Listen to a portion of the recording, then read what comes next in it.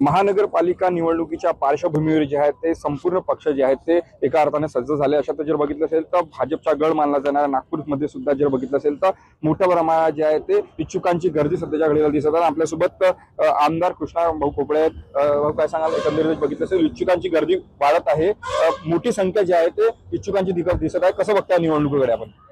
नाही, नागपूर शहरामध्ये ज्या पद्धतीनं डेव्हलपमेंटच्या माध्यमातून अनेक प्रोजेक्टच्या माध्यमातून ज्या काँग्रेसनं 50 वर्ष नागपूर शहराला अंधकारमय ठेवलं होतं आणि 8-10 वर्षामध्ये आमचे नेते नितीनजी गडकरी साहेब, फडणवीस साहेबांच्या माध्यमातून आज पूर्ण नागपूर शहराचे चित्र बदललेलं आहे। आणि नागपूर शहरामध्ये भारतीय जनता पक्ष संघटनांची बी ताकद आहे, कार्यकर्त्यांची फौज बी फार मोठ्या प्रमाणात आहे। आणि म्हणून नागपूर शहरामध्ये आपण चारही दिशेने अगर गेलो तर लोक विकासाच्या नावावर मतदान करतात। आता काही काँग्रेसची कोकणाटगिरी या शहरामध्ये चालणार नाही आहे। हे झालं तर हे काऊन नाही झालं, हे झालं तर हे काऊन नाही झालं। 50 वर्ष त्यांनी काही केलं नाही आहे। आणि म्हणून तुम्हाला चित्र स्पष्ट दिसेल का भारतीय जनता पक्ष नागपूर महानगरपालिकेमध्ये डबल टिबल बहुमताने या ठिकाणी निवडून येईल। दोन भिडू जे आहेत ते एकत्र येणार आहेत। दोन भिडू म्हणजे एक शिवसेना असेल आणि भाजप, दोन भिडू एकत्र येणार आहे। अशात जे बघितलं असेल तर 50 जागेची मागणी जी आहे ते शिवसेनेने केली आहे। 50 जागा आपण देणार आहे, कारण की जुनी जेव्हा शिवसेना होती तेव्हा 1 किंवा 2 नगरसेवक होते महानगरपालिकेत। आता 50 जागेची मागणी करताय, कसं बघताय कडे? ते तर 100 जागेची बी मागणी करू शकते।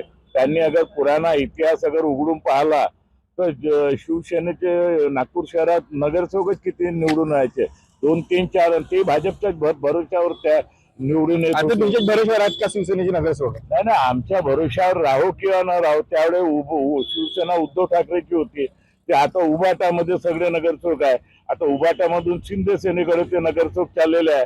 आणि म्हणून ही निवडणूक तर काही लोकसभा विधानसभेची निवडणूक थोडी आहे का आपल्याला देश चालवायचा, राज्य चालवायचा याची निवडणूक नाही आहे। हे आम कार्यकर्त्याची निवडणूक आहे, बूथ मधून तयार झालेल्या कार्यकर्त्याची निवडणूक आहे।